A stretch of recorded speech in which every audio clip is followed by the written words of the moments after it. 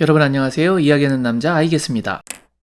토트넘 허스퍼의 손흥민 선수가 아스톤 빌라와의 경기에서 해트트릭을 기록하며 리그 17호 골을 달성해 득점 순위 단독 2위로 올라섰습니다. 페널티킥 득점이 전혀 없는 상태로 리그 득점 2위에 오르는 기염을 토해낸 손흥민 선수. 역시 대단하십니다. 오늘은 손흥민 선수가 넣었던 골 장면에서 자칫 쉽게 지나칠 수 있는 부분을 잠시 짚어보는 시간을 가지려고 합니다. 그럼 그의 트릭과도 같았던 헤트트릭 간단하게 분석해보겠습니다. 극초반에 나왔던 손흥민 선수의 첫 번째 골 장면입니다. 이 장면에서는 우선 손흥민과 케인의 동선이 매우 훌륭했습니다. 다이어가 롱패스를 시도하려고 하자 처음에는 손흥민과 케인이 모두 뛰기 시작합니다. 그러다 패스가 손흥민 쪽으로 흐르자 손흥민은 계속 들어가고 케인은 오히려 밖에 남으며 거리를 두죠. 그러다 보니 수비들은 손흥민을 따라 뒤로 물러서게 되고 콘사의 어설펐던 헤더가 케인이 만들어 놓았던 공간으로 떨어지게 됩니다. 이걸 케인이 슈팅으로 가져갔고 캐시를 맞고 튀어나온 공을 손흥민이 잡지 않고 바로 슈팅을 때리며 득점합니다. 다 아시는 부분이겠지만 지체하지 않고 바로 슈팅을 가져갔던 이 부분이 매우 컸습니다. 보시는 것처럼 밍스의 발에 공이 닿기 일보 직전이었습니다. 약간만 타이밍이 늦었으면 상대 수비의 발에 공이 맞으며 밖으로 나갈 수도 있었겠죠. 그런데 이 타이밍을 더욱 대단하게 생각할 수밖에 없었던 것은 이 슈팅이 왼발이었다는 것입니다. 슈팅 자세를 한번 보시죠.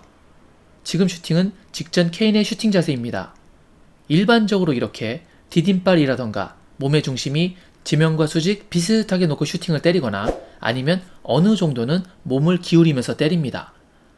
그런데 지금 손흥민의 자세를 보시면 디딤발의 각도도 몸의 중심 축도 약간 기울인 게 아니라 상당히 많이 기울어져 있습니다. 물론 상황에 따라서 다른 선수들도 이 정도로 몸을 기울여서 차는 경우가 있죠. 그런데 그게 주발이 아니라 약발이라면 이야기가 많이 달라집니다. 자세가 어색해서 약발로는 이렇게 기울어진 상태에서 자연스러운 슈팅 동작이 안 나오거든요. 그리고 설령 자세가 나온다고 하더라도 결과까지 이렇게 좋게 나오기는 더더욱 힘듭니다. 보시는 것처럼 골포스트를 공이 때릴 정도로 완벽하게 구석으로 빨려 들어갑니다. 저런 어려운 자세로 논스톱 슈팅을 가져가는데 그게 왼발이었고 골대를 맞추며 넣는다. 이건 뭐 말이 안 나오는 거죠. 역시 대단한 손흥민입니다. 그럼 이번에는 두 번째 골 장면으로 넘어가 보겠습니다. 이번에는 로메로가 전방으로 긴 패스를 다시 보냅니다. 그런데 이 공이 케인 쪽으로 간다고 판단이 되는 순간 손흥민은 뒷공간으로 뛰기 시작합니다. 원래대로라면 케인을 밍스가 맞고 콘사가 손흥민을 따라가야 하는데 케인에게 공이 가는 상황에서 쿨루셉스키까지 뛰어들어오기 시작하니까 밍스는 쿨루셉스키를 막으러 가게 됩니다. 그러니까 콘사가 케인을 막으러 가게 되면서 이쪽 공간이 열리게 되죠. 그리고 풀백보다 좀 더 높은 지역에서 위치해야 한다는 콘테의 말을 이제 알게 되었다고 말했던 좌측의 레길론이 굉장히 높은 지역까지 올라와 있었기 때문에 캐시도 수비 간격을 좁히지 못했습니다. 그리고 케인은 이미 안 봐도 손흥민이 뛰고 있을 것임을 알고 있었죠. 머리로 살짝 공을 돌려놔주자 손흥민이 먹잇감을 노리며 달려들고 있습니다. 밍스는 완전히 쿨루셉스키 쪽에 붙어있고 캐시는 이제야 손흥민을 막기 위해 중앙으로 뛰기 시작합니다. 안 그래도 스피드가 빠른 손흥민이 스타트도 먼저 끊었기 때문에 캐시보다 앞으로 치고 나가는데요. 저번에도 말씀드렸던 것처럼 이런 상황에서 직선으로 달리면 캐시와 경합을 해야 할 수도 있지만 손흥민은 공을 패스의 흐름을 살리며 왼쪽으로 쳐놓고 일부러 캐시 앞쪽을 크로스하며 넘어갑니다. 이러면 따라오던 수비는 어쩔 수 없이 속도를 줄일 수밖에 없습니다. 그리고 그 다음에는 할 수 있는 것들이 거의 사라지게 됩니다. 남은 선택지는 파울로 끊고 퇴장을 당하던가 하는 것이겠죠. 그런데 여기서 중요한 건 이걸 알아도 실전에서 득점으로 마무리하기가 어렵다는 것입니다. 왜 그럴까요?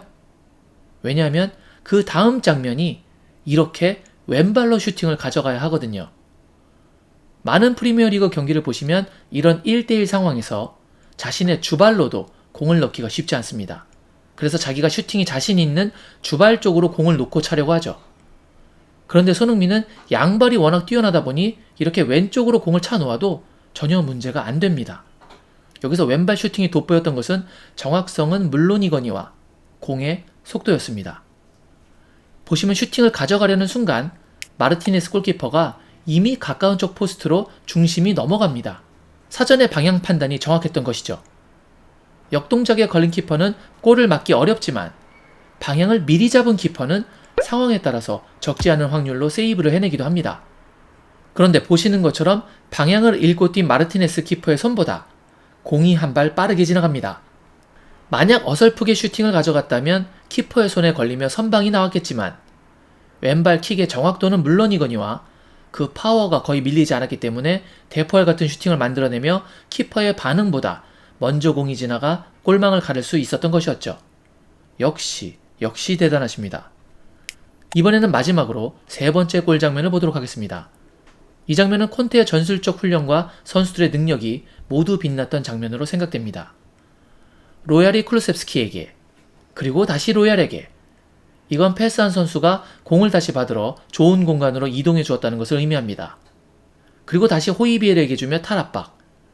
이러니까 정확하게 케인에게 패스가 나가고 케인은 넓은 공간이 있는 쪽으로 손흥민에게 다시 패스.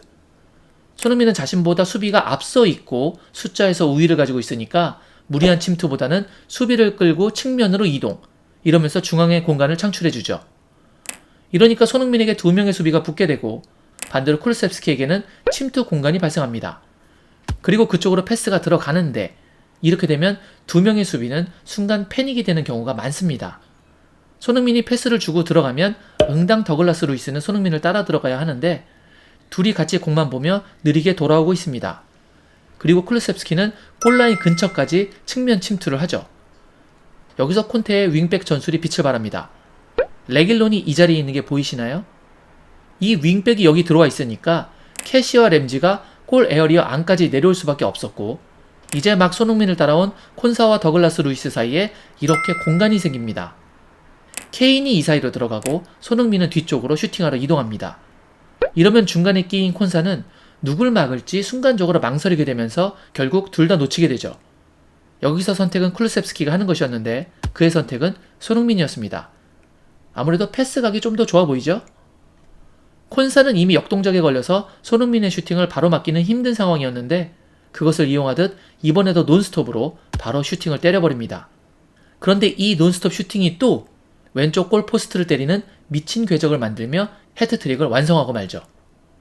공을 한 번 잡고 차는 것과 바로 차는 것은 실전에서 굉장히 큰 차이인데 그걸 한 경기에 두 번이나, 그것도 그 두 번이 모두 골대를 맞고 들어갈 정도로 바깥쪽으로 휘어 들어간다면 이건 골키퍼가 못 막는다고 봐야 되겠죠. 역시 정말 진짜로 대단하십니다. 시즌 전체를 놓고서는 의견이 분분할 수도 있겠지만 근 한 달간의 실력으로 보면 손흥민, 케인, 쿨루셉스키의 화력은 리그 그 어떤 트리오와도 비교해도 정말 손색이 없는 걸 넘어서 최고로 보이고요. 그리고 콘테의 윙백도 어느 정도 자리를 잡아가고 있어 보이네요. 이번 시즌에는 정말 별들의 잔치가 보입니다. 파죽지수로 계속 밀어붙여서 리그 톱4안에 드는 것은 물론이거니와 손흥민의 득점 레이스에도 아름다운 결과가 있길 바랍니다. 오늘 제가 준비한 영상은 여기까지였습니다. 오늘 영상이 마음에 드셨다면 구독, 좋아요, 알림 설정 부탁드리겠습니다.